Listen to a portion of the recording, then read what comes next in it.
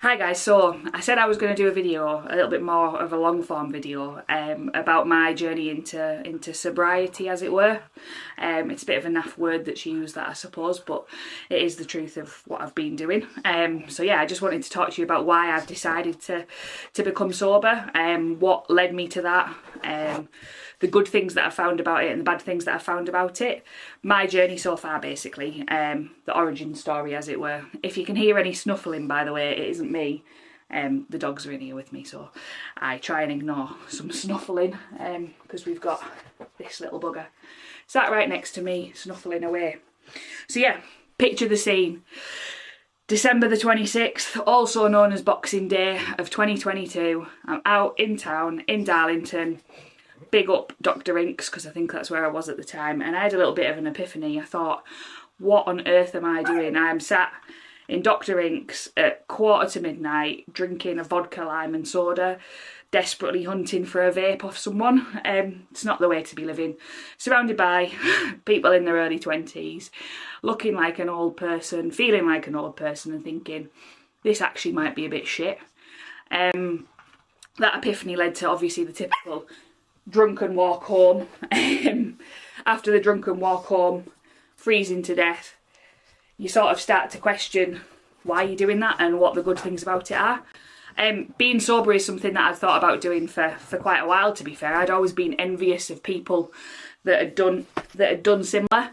I'd been really envious of people that could do longer than that as well. People that managed to do dry January. I'd done dry January myself in the past, and there's probably been periods of my life where I've sort of not drank for you know, upwards of 3-4 weeks, but to do it consistently was something that I'd always kind of thought would have been far out of the realms of possibility, especially running a business that's basically, you know, fully involved in beer. So yeah, it was something that kind of came to me that night. I think if I remember rightly, I decided that I wanted to walk Daryl home through the hospital car park so that I could show the war memorial, which she promptly fell asleep on. So it obviously wasn't as exciting as I thought it would be. I also think I wanted to take her to my old primary school, which is a bit unnecessary. But I remember it being a cold, chilly walk home, waking up hungover and thinking, this is actually far more shit than it needs to be. So yeah, most people do the New Year, New Me scenario. I actually did the day after Boxing Day. New day, new me. So yeah, that's what led me to do it in the first place. Obviously, running this business previously involved a lot of me going out and drinking, particularly in the run up to Christmas. It involved a hell of a lot of me drinking beer, literally just to turn it into candles. We had a few big orders last year in the run up to Christmas. We did some for Brown's department store, which saw us regularly having to make like 50 to 100 candles at short notice, so it seemed a waste to be just throwing loads of stuff away.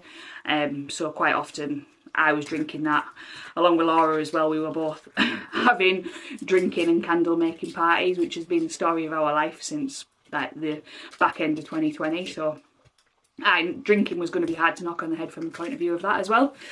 And to try and make it a little bit more difficult for myself, I also decided to run 5k a day. The running 5k a day has been far easier than the not drinking would ever be. I said this to somebody the other day. To begin with, I was thinking, I would rather be running 10k a day and be allowed to have a beer. I'm now massively into the swing of all that as well, so despite a few little ankle injuries and niggles, which you've probably seen on the socials, I'm kind of quite proud of my progress with regards to that. I have consistently since January the 1st done 5k a day, if not more. I've done a few half marathons as well, a few 10ks, a few 15ks. Definitely something that I wouldn't have done when I was drinking. I did actually do the Great North Run in 2018, and my pre-workout for doing the Great North Run was to drink a bottle of red wine the night before because I was nervous. So yeah, that's definitely something that's changed. But I wanted to do this longer form video to be able to explain some of the massive benefits that I've seen so far. I am going to do a video as well about the pitfalls and the things that have been a little bit more difficult. I didn't want to start with that because I'm not someone who actually has an issue with alcohol. Like I wouldn't class myself as being in any way alcohol dependent prior to this, but my journey of not drinking's probably led me to realise that maybe I was a little bit more dependent on alcohol than I thought I was. But we'll get into that in a different video. Today I want to just talk positives because this is the first time I'm mentioning it. It's the biggest cliche and it's the first thing that people say, but waking up with a clear head is so much better than being hungover. So much better. But it's not just that, it's the anxiety, it's the feeling the next day of just massively being lethargic, massively just wanting to sleep all day, not wanting to look at your phone, that sort of thing.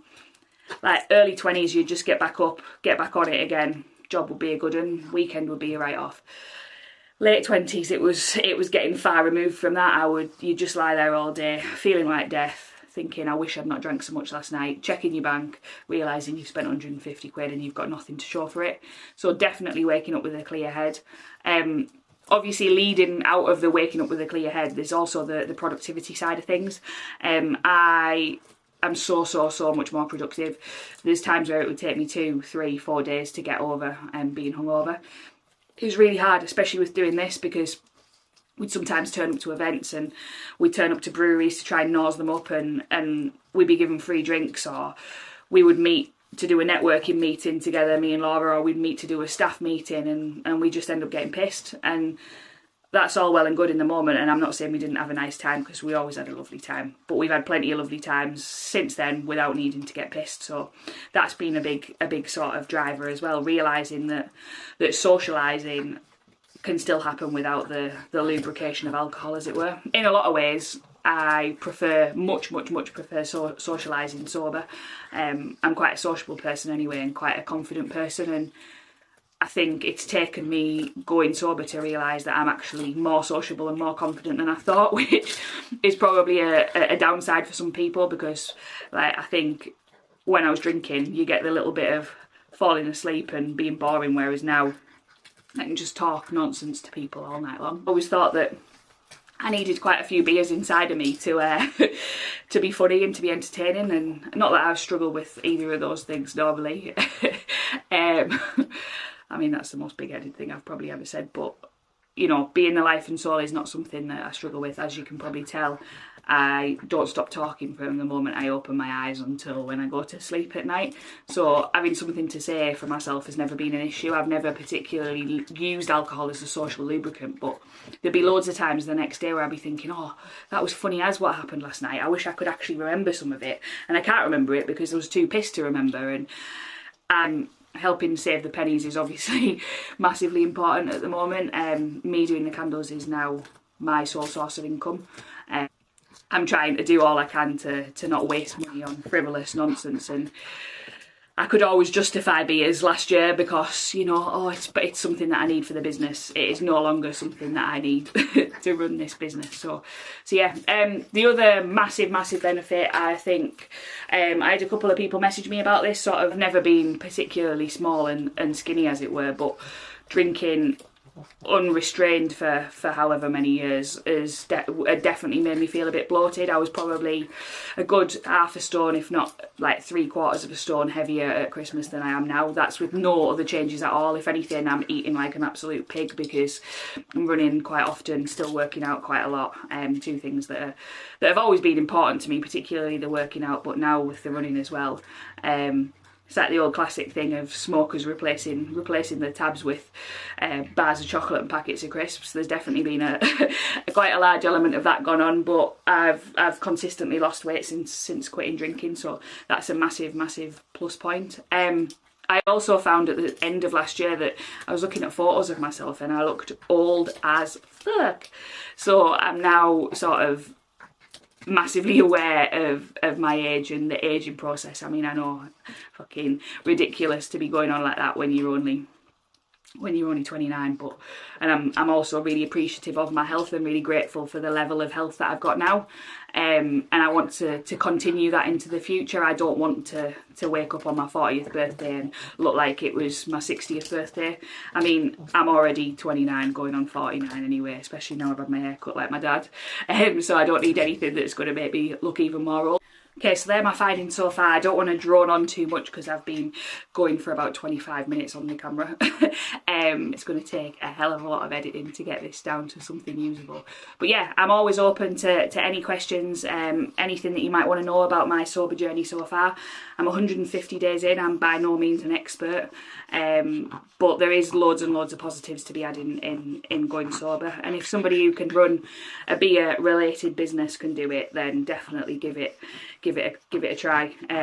Your skin will thank you, your mates will thank you, your partner will definitely thank you, and your own health will thank you as well. So definitely give it a go. And if you want any help, support, advice, that sort of thing, drop me a message. As I say, I'm not an expert, but I'm always more than happy to talk to people about it.